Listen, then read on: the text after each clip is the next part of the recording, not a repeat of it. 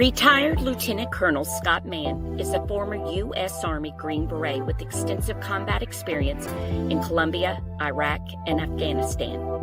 He founded Rooftop Leadership, focusing on leadership training and rapport-building skills for effective human connections in high-stakes situations. He's also the creator of Hero's Journey to support veterans in sharing their stories as they transition to civilian life. Scott has been featured on various media platforms, including CNN and Fox News. Please join us in welcoming Director Walter Hurd and our special guest, Scott Mann.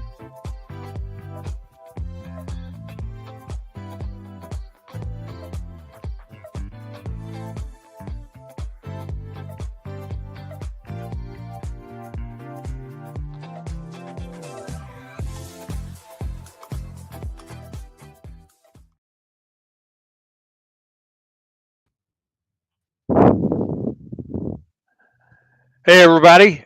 Happy New Year. Really excited to start off 2025 with another home run podcast. I'll tell you, this is podcast number 13.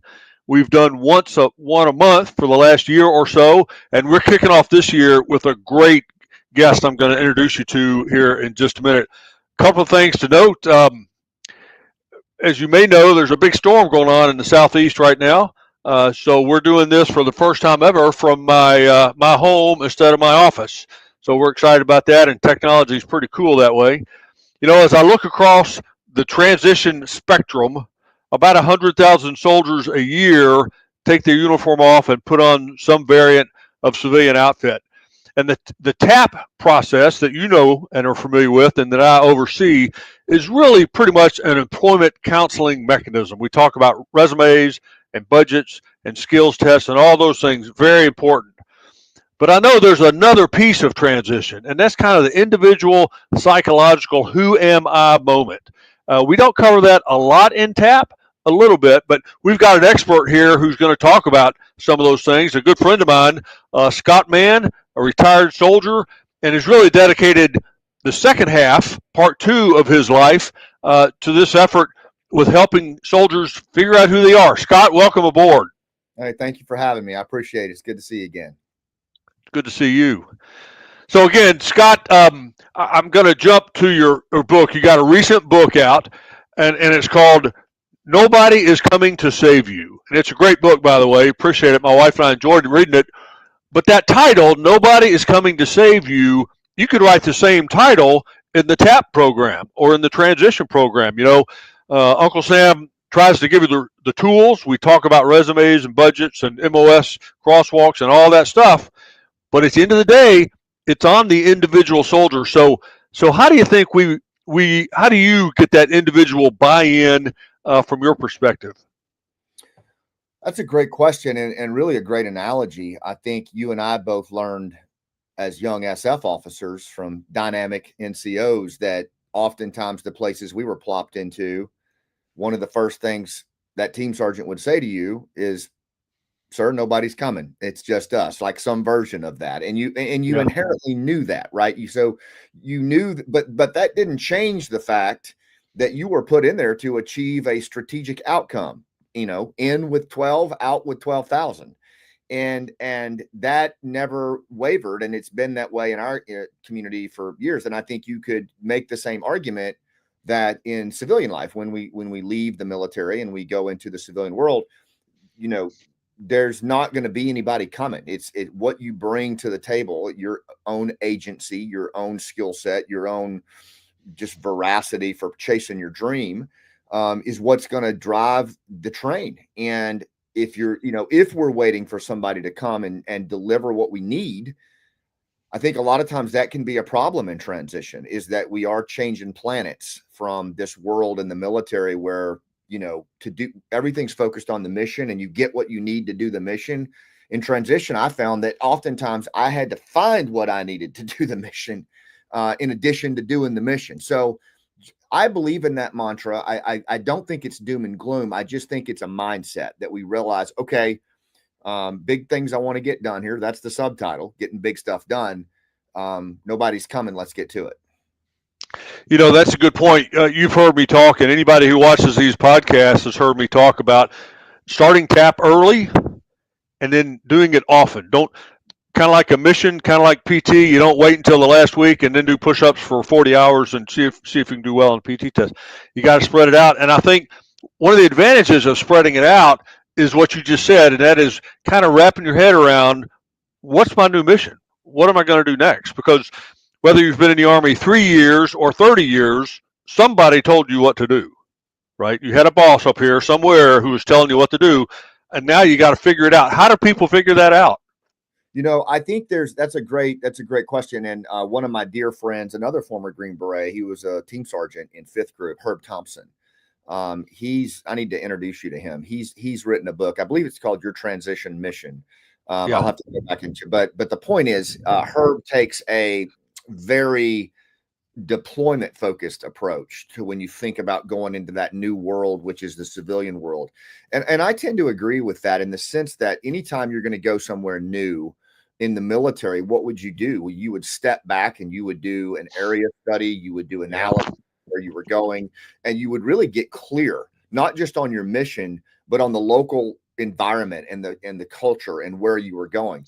I think all too often I know this happened to me when I stepped into the civilian world, I wasn't really prepared for, as well as I could have been, for what I was going to walk into culturally. And I'll just give you an example. I do a lot of work as a former Green Beret and now teaching corporate leaders on human dynamics and how that shows up in everyday life and business. And one of the things that we know is that in the military, it's what we call a status society. In other words, it's somewhat tribal. Everything in the military is based around the group. It has to be, because that's how you get missions done. You cannot put the individual before the group. Mission first, people always. But how we get business done in the military is as a collective. And that's a very distinct culture. And that culture is as tribal as any place we worked in Afghanistan. Your tribe, your squad, your platoon, your team, that's your tribe. And so that is how you get stuff done. When you step over into the civilian world, you are stepping from a status tribal society into a contractual transactional society where the individual is at the epicenter of life. It is not the collective. It is not the team. It is the individual is the epicenter. Even our Constitution, looks at, in the Bill of Rights, is the rights of the individual. And that is a very profound change for someone who has spent the last several years around a tribe, and everything you do is for your tribe. Your status is based on where you stand in that group. And now all of a sudden, you're on the planet of individualism. And that's a major, major shift that I think causes oftentimes and contributes to a lot of the isolation and anxiety that individuals feel when they step into the civilian world. You just made about 20 great points that we could talk about for at least a month. We're not going to do that, but good stuff. And I've never thought of it that way, but from a status to a transitional environment, and then the tribal versus individual aspect. You started off talking about, and we all know this, anybody who's worn a uniform, again, a private all the way up to the top, before they deploy somewhere, they go through some kind of analysis and to learn the environment, learn the people. And then when you get there, you kind of generally have an idea, like you deployed to a couple of spaces, and Afghanistan, it's not just a country, there's 100 different cultures in there. There's 7 different tribes.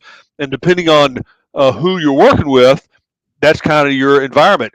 Radically different in Iraq, radically different in Central America when I went down there years ago.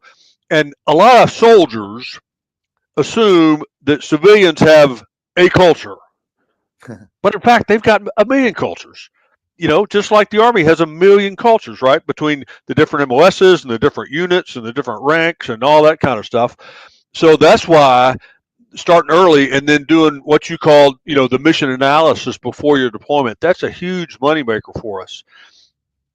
Now, talk a little bit about that human dynamic. I mean, I'm flashing back in my mind, Scott, and I think a lot of people listening probably are, of when they were deployed somewhere overseas, and it's a totally different environment. I tell people that the first village elder I met in Afghanistan, I thought I was talking to Moses from the Old Testament. It looked exactly like how I pictured Moses. So, talk a little bit about the human dynamics that you learn in the military, and most importantly, then, how do we use that out there in the civilian world? Great. Will do. In my latest book, Nobody's Coming to Save You, the primary focus that I put is, well, there's two. When you think about meeting your goals as a civilian, when you transition, there's an enemy that you're going to face in that. And the enemy is no longer, the Taliban or Al Qaeda. The enemy, and it's not the Republican or the Democrat across from you. It's not the civilian that doesn't seem to understand you. The enemy is what I call the churn with a capital C. And it is an unprecedented set of social conditions that involve distraction and disengagement or lack of purpose and division in the country, right? So that alone, just right there, is part of the churn. Now, that's external. The other part is internal, and it's what Stephen Pressfield, the author of The War of Art and former Marine, calls resistance with a capital R. That's the internal self-sabotage response we have to all those pressures. So when you get ready to walk into that job interview, or you put that biz casual shirt on for the first time, and you're feeling all that anxiety, that's resistance. And you feel like you want to pull back, that's resistance. And all of those conspire to what I call the churn. And that churn is a diabolical set of conditions that you've got to navigate through. And the way that I believe you do it, to your point on the I call it the human operating system. We got to understand our nature. This is what I think Green Berets do real well. I think it's what a lot of you watching have done when you went to Iraq and other places, is we got to understand what makes us tick as humans. And the acronym that I use is that humans are a mess. This is what I say in my book. Mess, MESSS. We are meaning-seeking, emotional, social storytellers who struggle. And if you just understand that, and if you just look at that with yourself and with the person you're talking to, you will have a competitive edge right out of the gate. And the first one, I'll just, any of those letters we can dive into if you want. The two I think probably for today, sir, that would be useful, that I think fit your theme, is meaning and storytelling. For transition, I would zone in on those two, because one, for meaning, when you talk about our primal, just our nature, we're meaning-seeking creatures. Every person you talk to when you transition home, including your kids, they have a mandate. The brain has a mandate to make sense of the world. It is a sense-making organ, the brain is. And so your ability to help an employer, to help your spouse, to help yourself make sense of your new surroundings and where you are is a real skill. You got to understand your purpose and your why and theirs. And then storytelling, we can jump into that as well. That's another major skill set for transition. But those two right there on the human terrain side are huge. Yeah, that is huge. I want to give you a quick vignette on meaning, and that's the hard part. It was the hard part for me, frankly, after a quarter century in uniform to figure out that meaning. A mentor of mine, as I was going through the TAP process long ago, before it was like it is today, gave me some great advice. He said, "It's not so much what you can do; it's what you want to do." So your whole military career, 3 years or 30 years, somebody's telling you what to do, right? You're going to go here and do this. And ultimately we salute and say, 3 bags full, we got it. And now you got to figure out, what do I want to do to give me that meaning? And it's different for everybody, right? We all have different goals, fame, fortune, you name it. So we got to figure that out. It kind of is your first step. How do you recommend people do that? How do you figure out your meaning? It's such a tough thing. And it's one, I would recommend the TED Talk by Simon Sinek, called, I think it's called Start With Why, but it's, if you Google Simon Sinek TED Talk, it'll pop. It's one of the most famous TED Talks ever. It's 18 minutes. But in that TED Talk, Simon Sinek talks about the importance of just understanding your why, and that people don't buy what you do, they buy why you do it. And that because it's such an emotional, the question why is actually evokes emotion from the limbic system, the limbic part of the brain. And that part of the brain doesn't even have a propensity for language. That's why when someone says, "Why do you love me?" You're like, you can't, it's hard to put into words because we don't have a language typically for questions that evoke why. And so that's why it's so hard, but it's also so important. It's why when you're developing a mission statement for a deployment to Afghanistan, it takes you 2 dadgum days to get a why, a purpose, because there's no language for it. It's really hard. I, like you, believe the earlier we can start on getting clear on our why as we transition, the better. A year out's not too soon. And what I invite people to do, because it's a hard question. My dad, an old mountain boy from Western North Carolina, has an approach to it he calls leaving tracks. And his approach has always been, he was a wildland firefighter for nearly 40 years and just one of the best leaders I ever knew. And he calls it leaving tracks. And he believes that each one of us is put on this earth to make an impact bigger than ourselves, that we're here to leave a legacy. We're here to leave tracks. And what he's talking about are not footprints, but those indelible impressions we leave in the earth that serve the people that we'll never even meet. And so one of the exercises I recommend people do at this place in your transition is go somewhere quiet, sit there for 10 minutes, and just imagine it's your last day on earth. And the person that you would have holding your hand in that final moment is sitting at your side. And it's a peaceful exit. They're sitting there, imagine them right there with you. And just kind of hold that thought for a second. And then imagine it's 15 years past that point, and someone who never met you is having coffee with that special person. And they ask like who you were, what were you about? And this special person describes the tracks that you left behind. At that point, just move that pen without thinking and write. And I guarantee you, contained in that, and it will be a little emotional, is the part that the Army doesn't get to keep. That's the part that you get to carry with you into the next ridgeline, and frankly, what the country needs. Boy, that's a great. I'm getting emotional just kind of thinking about that and how important that is. What do you say 15 years after they're gone? What tracks did they leave? This kind of gives me a flashback. A podcast guest we had several months ago, a young soldier named Quentin. He knew exactly, before he came in the Army, he knew exactly what kind of tracks he wanted to leave. In his case, to be a big earth mover engineer. And that's what he did in the Army. He was thinking about it. He was making those steps. He did that on the outside and landed, and he's the happiest guy I know.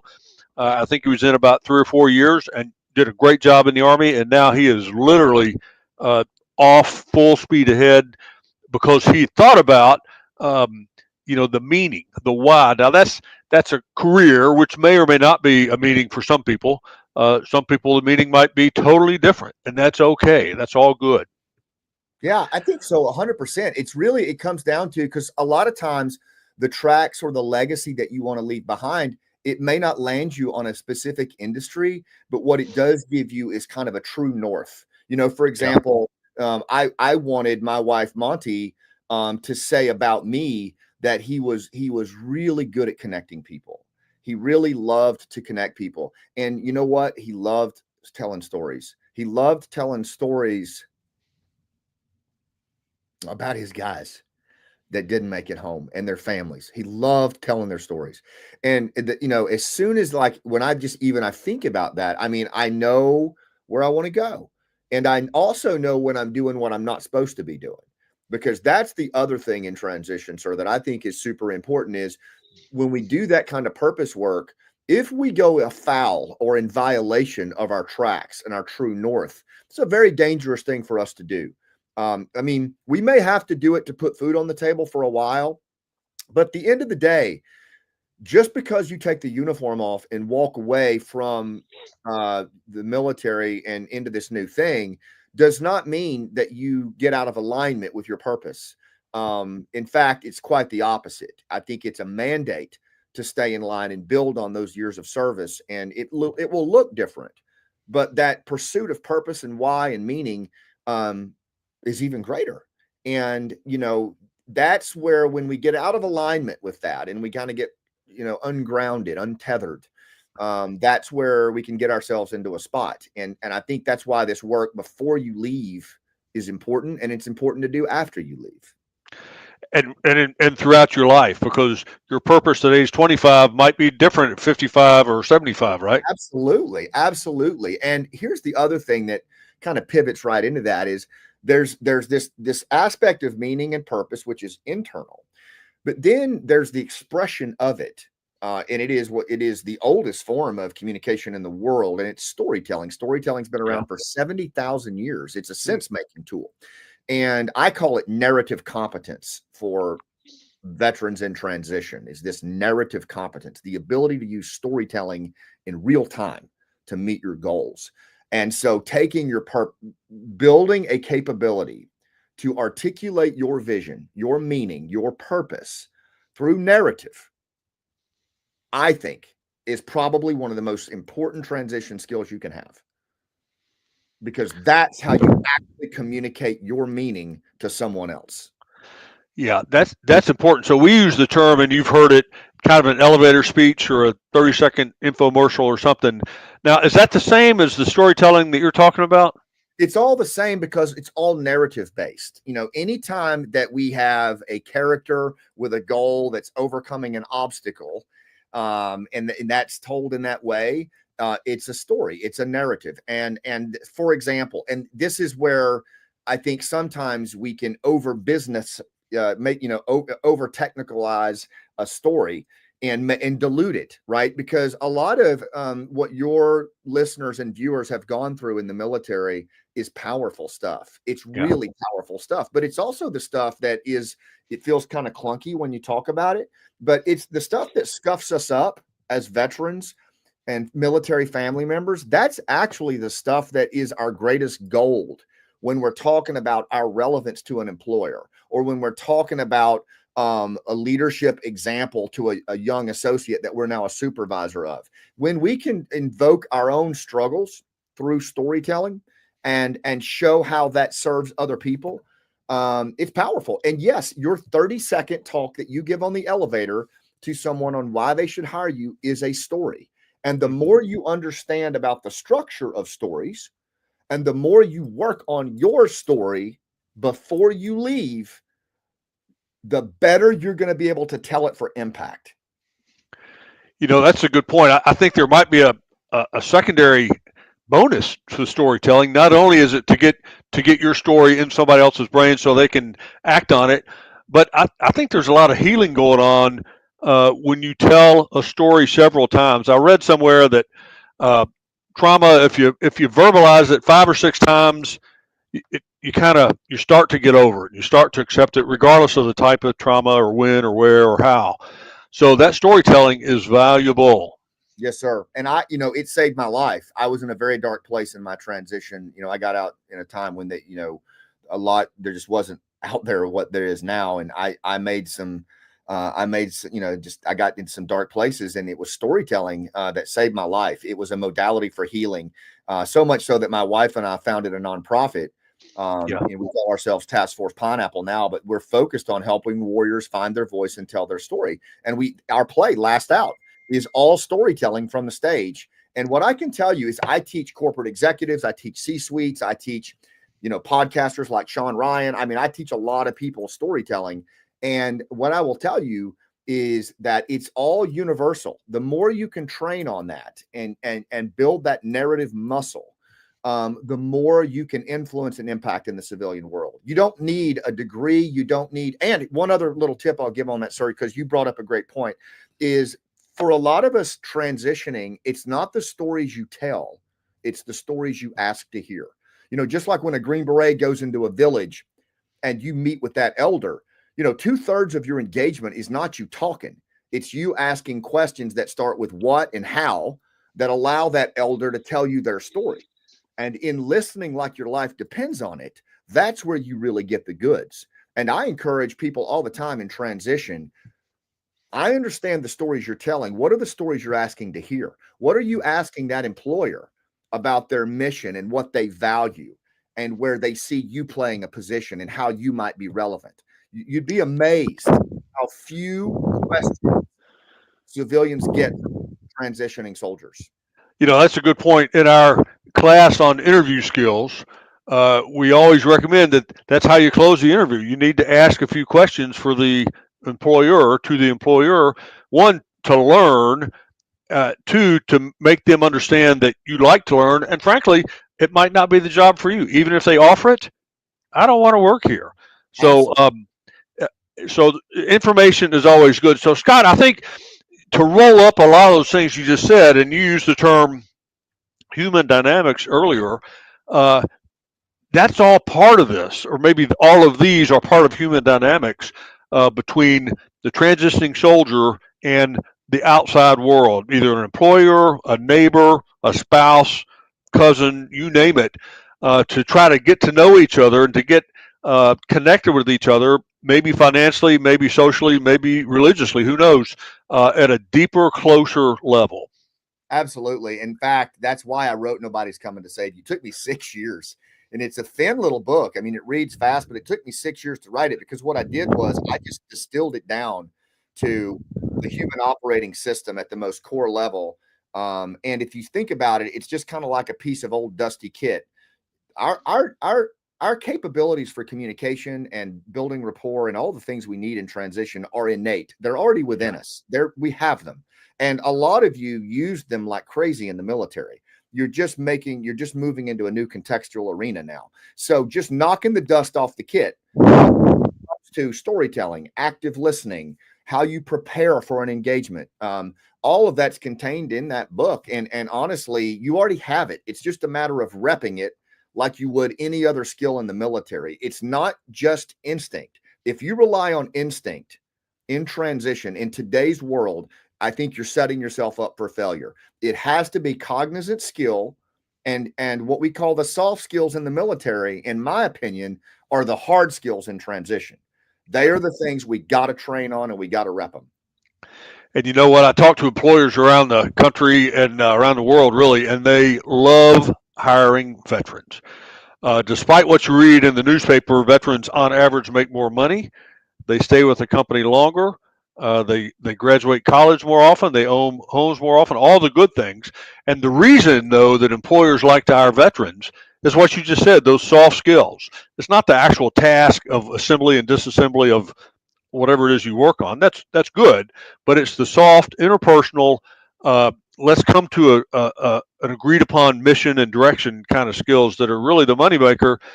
Whether you're 30 years or 3 years, a private or up on top, you still in the Army almost have to work with other people, which means communicating, sharing data, sharing feelings, emotions, goals, etc. Absolutely. And it's a skill. And you did it a lot. You all did it when you were in, and now it's going to be even 10x that, in the civilian world. And I think the more that you can get clear on what your story is and what your purpose. And one other thing I just want to say, and I just want to dispel this myth. A lot of times when I work with transitioning soldiers, they talk about, their reluctance to storytelling is they don't like to talk about themselves. And I understand that quiet professional mindset. But what that's not what this is about. Stories actually for 70,000 years have been told in the service of other human beings. I call it the generosity of scars. When we can repurpose our lived experience, our struggles in the service of another person through a narrative, they actually benefit from that, because they can make sense of things. They can see, oh, I see why your truck driving in Fallujah makes perfect sense with this company. It's a sense-making tool. It's not about you. Even if you're the subject in the story, it's about them. And so the more that you can just let yourself ease into that and realize that your greatest asset is your story that gives people a sense of who you are. That is absolutely And I know with your nonprofit, you mentioned the play, Last One Out. And then also, when I met you the first time a couple of months ago, sat in one of your storytelling seminars, and I will tell you, it was powerful, powerful. In just a couple of minutes, I felt like I knew the storytellers very deeply. I mean, I really knew what made them tick. I knew what was going on deep down inside because they clearly told a key story in their life, and soldiers have a key story. No matter, you might not think you do, but you do. Something you can't stay in uniform very long without having some kind of life-changing thing go on in your head somewhere. So I think that's a great piece of advice that really people need to dig into a little deeper. How to tell my story. An elevator speech is good. That's how I can help your business, but really the story deep down inside. But before you tell it, you got to figure out what makes me tick. What is it I want to do? Um, and that's a hard one. And that's one of those things I tell people you can't come in Monday morning to the tap center fat, dumb, and happy and be totally squared away by Friday. Just can't do it. No. Now you can come in January and be squared away by December. That's possible. Longer is better. Wow, good stories. Well, as I predicted, there's about a month's worth of conversation going on here. Unfortunately, we can't do that. Scott, I'm going to ask you for any closing comments, but first, the play, Last Man Standing. I think you said there's a tour pending, but you all haven't fully scheduled everything. Is that right?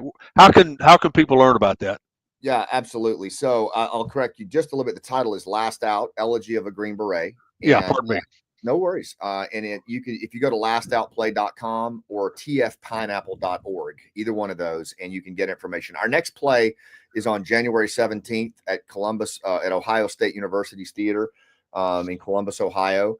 We're building out the tour right now. So we'll be doing one show a month. And if you go to lastoutplay.com and just, bookmark that, you'll be able to see our schedule as soon as it's posted. And Mr. Hurd, I'll keep you posted as well, you and Stacy, on the schedule, so you all can communicate it to folks. If you can't get to a show, you can go on Amazon Prime, Google TV, or Apple Plus, and it's called Last Out. If you look, Last Out by Scott Mann, all the proceeds go back into our nonprofit.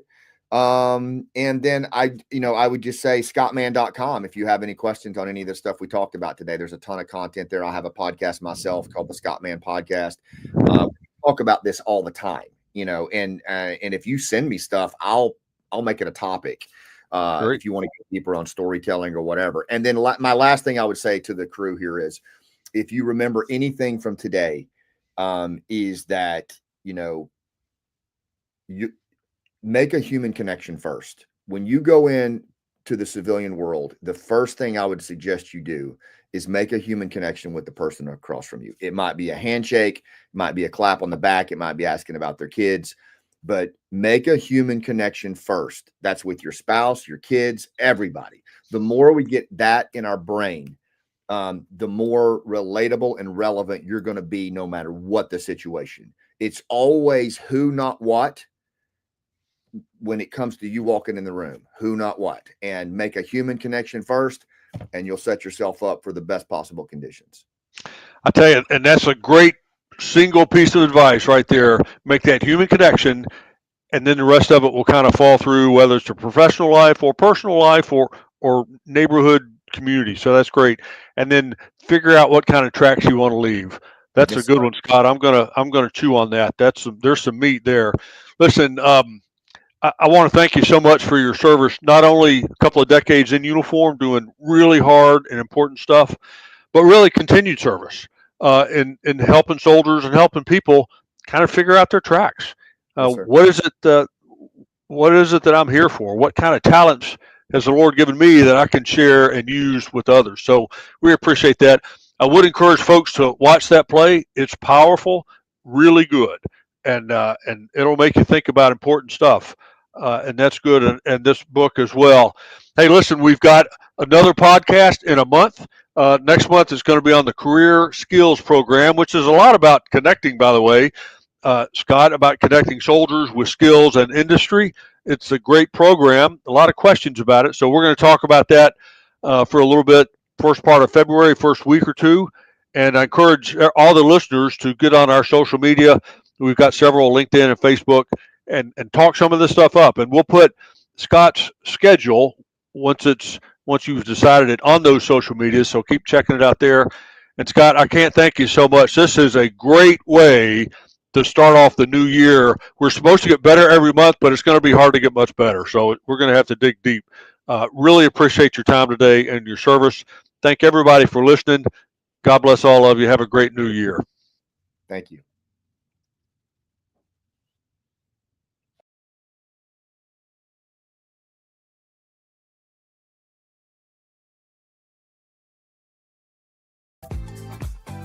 Thank you for tuning in to episode 13 of Tap Talk. A special thanks to Scott Mann for joining us today and sharing his stories and advice with all service members. Make attending TAP a priority. Going early and often will enhance your chances of thriving in the civilian world. We wish everyone a happy new year. Stay tuned for the release date of episode 14 of TAP Talk.